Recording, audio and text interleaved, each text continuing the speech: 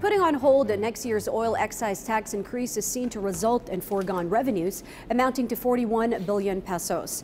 Economic managers say some non-infrastructure expenditures scheduled for 2019 may have to be suspended or canceled. Meanwhile, the Interagency Development Budget Coordination Committee, or DBCC, has revised the growth target for this year due to global uncertainties. The GDP growth target range has been adjusted to 6.5 to 6.9% from 7 to 8%. The DBCC also adjusted its inflation forecast. Here are the details from Joanna Cruz.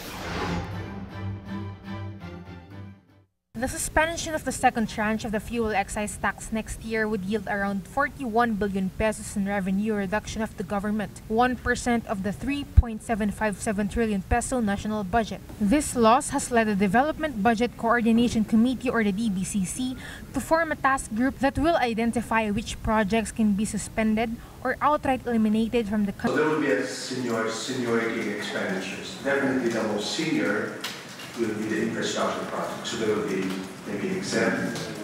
There will be, for example, another item will be the purchase of cars.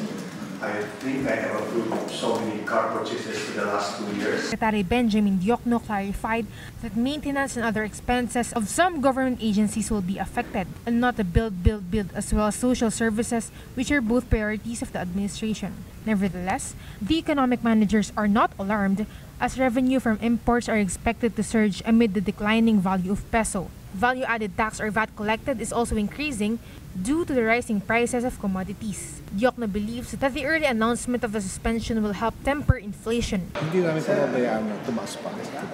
Meanwhile, the DBCC has adjusted upwards its inflation forecast. Forecast for the years 2020 until 2022 remains the same. It is at 3 to 4% for 2019 and 4.8 to 5.2% this year. Following this, the committee suggested ways to up the country's rice supply, a large factor of inflation. I think Davao is the best example of how to do it for agriculture. We think of farmer income rather than are we producing enough rice for ourselves. This includes better irrigation for farmers, such as the Chico River irrigation project in the Cordillera region. The economic managers also noted that Filipinos should be realistic about the available resources in the country. They also suggested the decrease in consumption of rice. Amidst the economic challenges the Philippines is facing, the DBCC emphasized that the latest figures on inflation and the gross domestic product are not to be used as the only basis to assess Filipinos' state of living. Joanna Cruz, for the Nation.